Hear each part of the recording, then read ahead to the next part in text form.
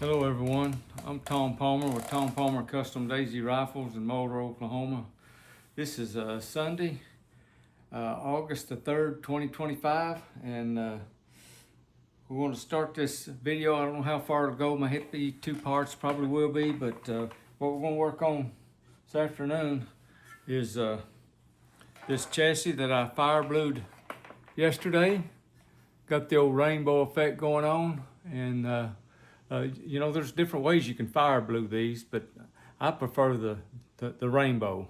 But anyway, well, we're going to put this gun together. You watched me tear it apart the other day, and for no other reason, I just named this gun the gun with no name.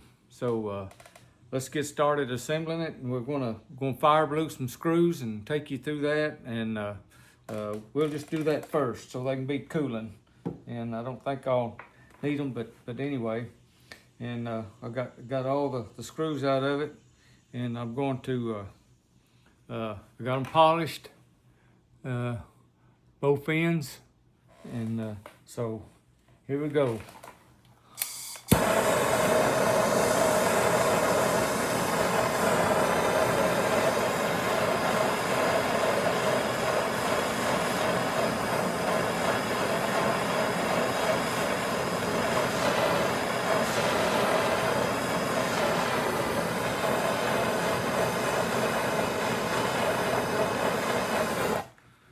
Okay, there's the first one. Kind of let you get a little look at it there on each end. On this gun, I won't fire blue the screws. Then I cool them in oil.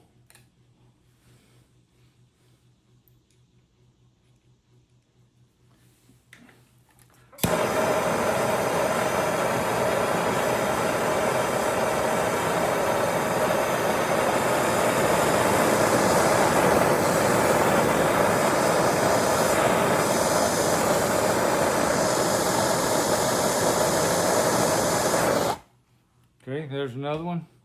See how that there turned out? That turned out really nice. See if I can get it where you can see it a little better. Yeah, there you go.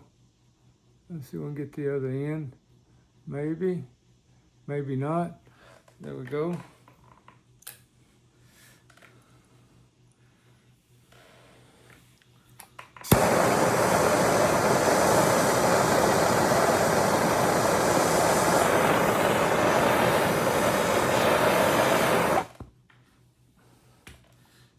That is the forearm screw. This is the top stock screw.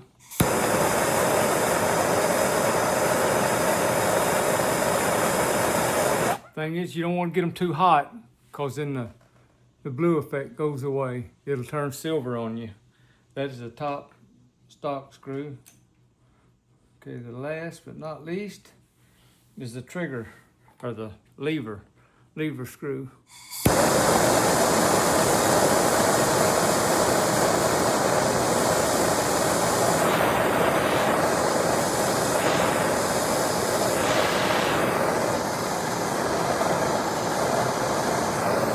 Okay.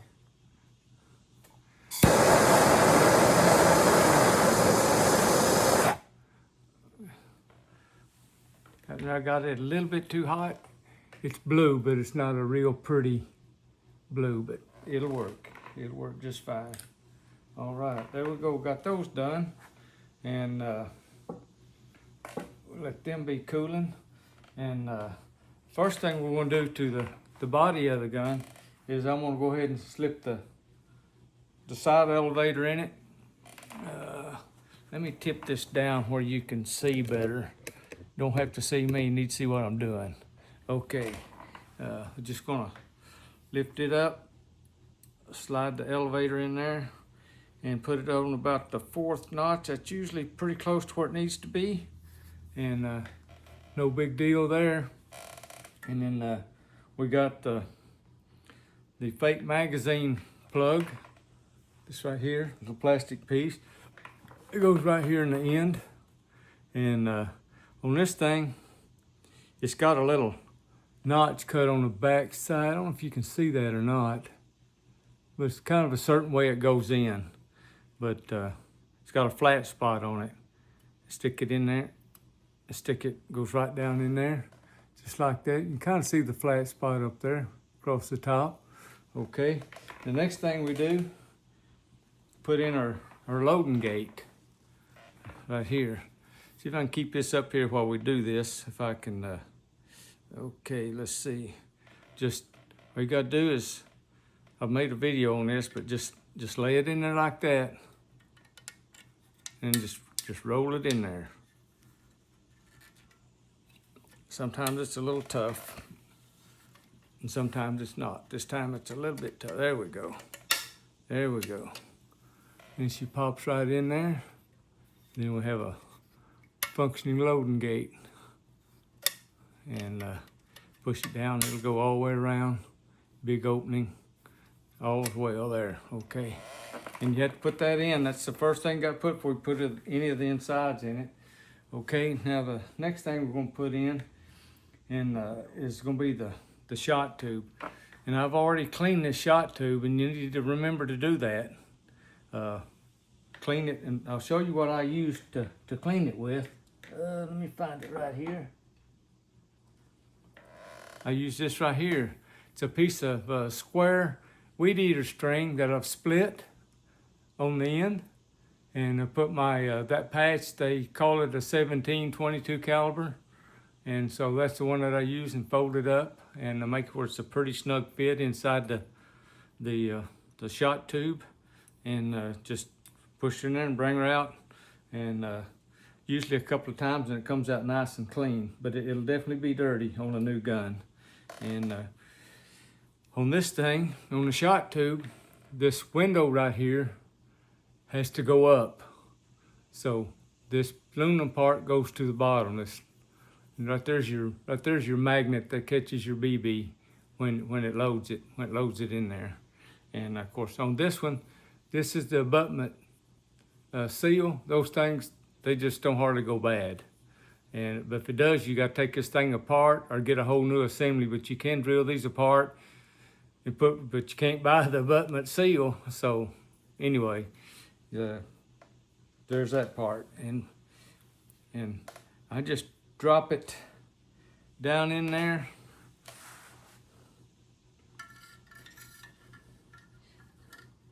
And like I say, it's a certain way that thing's got to go up in those.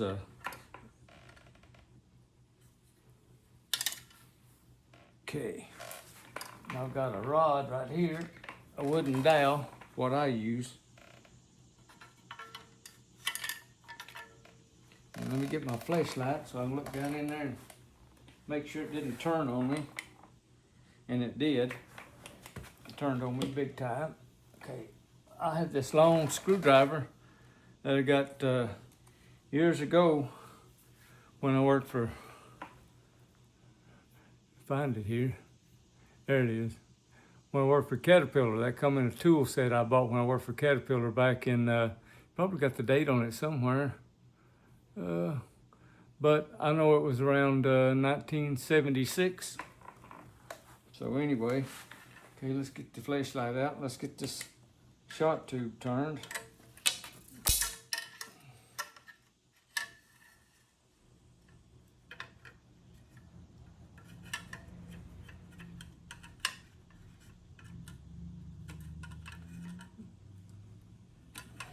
It's just got a couple little ears up there that you can turn. You can usually get it, and I'll show you if it turns on me again, because sometimes it does, and you gotta, but I'll show you what I do. You may have a different method, but anyway. Okay, we got that part straightened up. So we're gonna try to push it on down. Okay, and it'll hang up most of the time, about all the time. It'll hang up right in here, and see if we can see it, because it felt like it hit it. Yeah, and it did. Okay, I got another little tool for that, because it run into the back of the loading gate. I don't know if you can see it or not in there. Let me get the flashlight.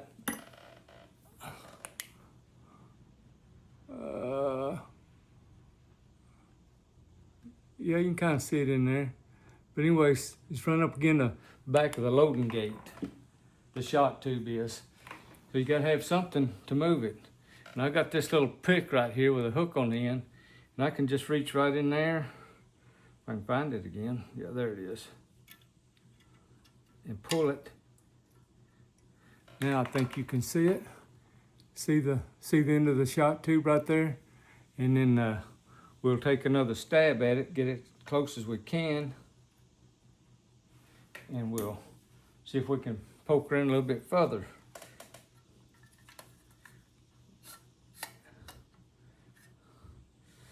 Okay, let's see if it, yep, it went through it. It's right there, but it's not all the way down. So you gotta, I'll show you what I do. I set it on the floor, and I got another shorter dowel rod. Look up in here and see if I can see it. Yeah, you can see the loading port right in there. See it? It needs to be turned just a little bit. And so I'll get my turning tool before I tamp it down. And what I use is a punch that'll fit in that slot. And then I just put it right in there. I put it right in there, and then I tap it over. It's not far off, but you want to do this before you drive the thing all the way down in there. You want to get it where you want it. A little bit. And it's not hard to do, as long as you don't drive it down in there first. Okay. Now, can you see? Well, you can see it or not. But anyway, it's in there good. It's in there nice. So we'll set it down here on the floor. We'll take our rod, set down there on the abutment washer, or seal, I should say. Abutment. These don't have a abutment washer, and then just tap it on down. Okay. That felt like it was all the way down. Hopefully it was, but we'll look up here and see what we got. Yep, looks like it is. I can tell kind of by the distance that the shot tube is from the end. Okay, and then the next thing we need to do, let me grab one right quick. The closest one is right here.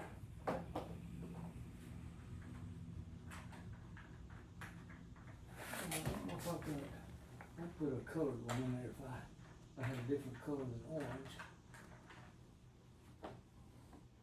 See what let's do. On this one, I'm going to use one of my custom fiber optic ones. This is a yellow one. This one here. I'm going to do it instead of a standard 105B.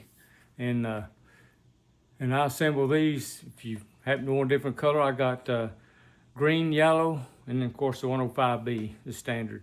But I'm going to use this one on this gun, just to make it a little more custom. Just stick it in there, snapper in there.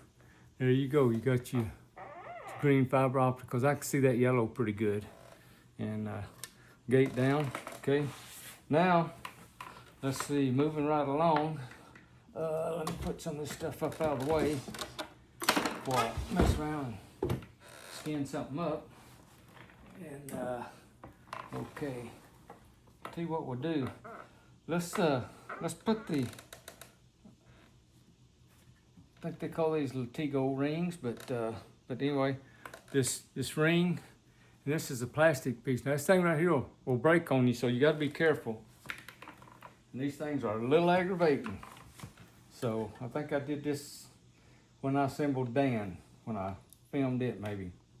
And anyway, we'll see if we can get through this without too much trouble. Maybe so, maybe not. We're gonna give her a try. Okay.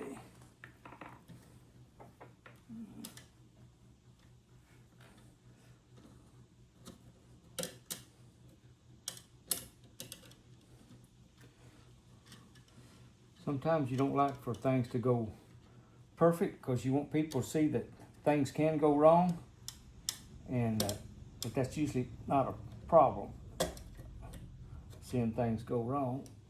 Okay, see that one side's in. Yeah, I guess both sides popped in, so that made it look easy, and that's okay. Didn't scratch nothing up, got it in there.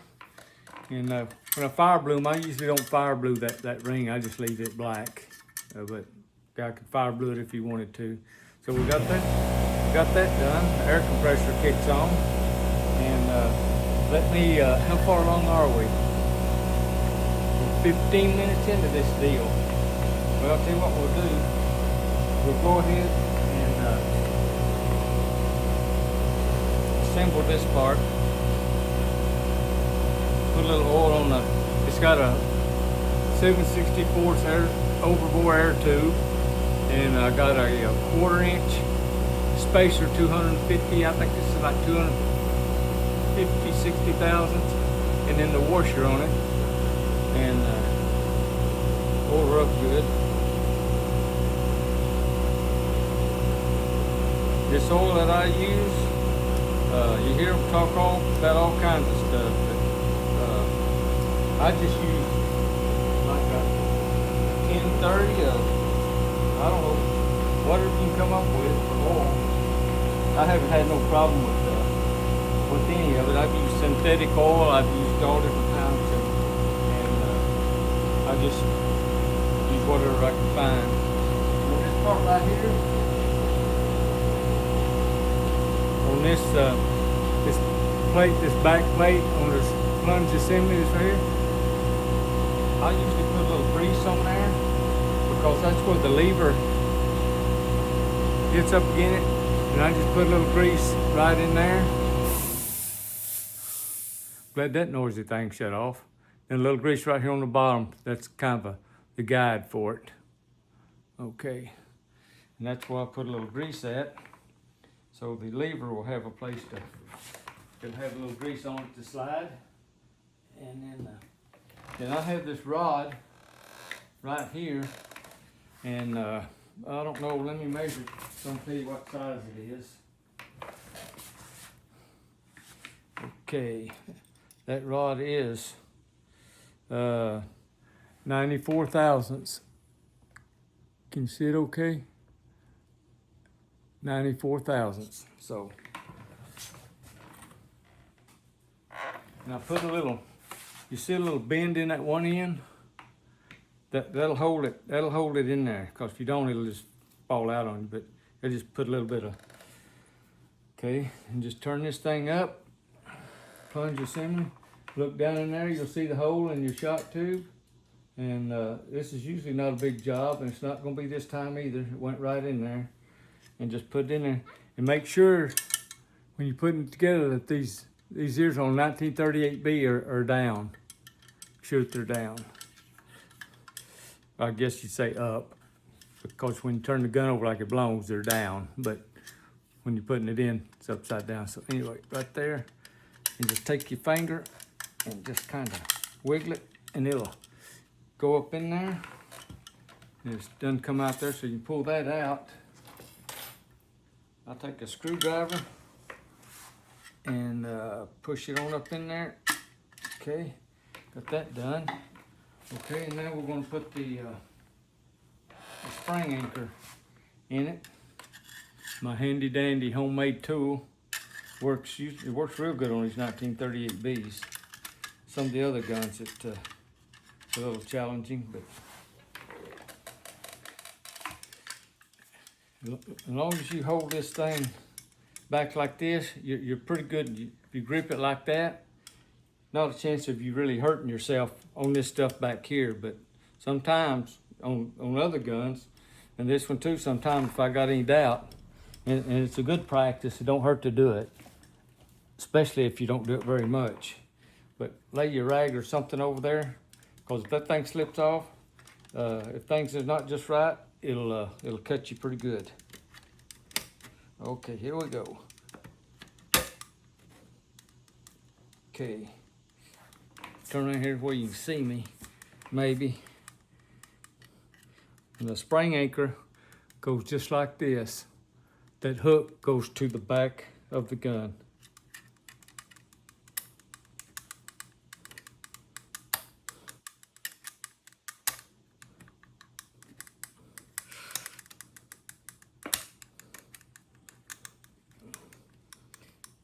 I don't know if it's in there or not. I can't tell. Let me look and see. If it don't hook, nope, and it didn't hook. Okay, so you gotta make sure it hooks, because you don't wanna do that. I've done that before and that's not good.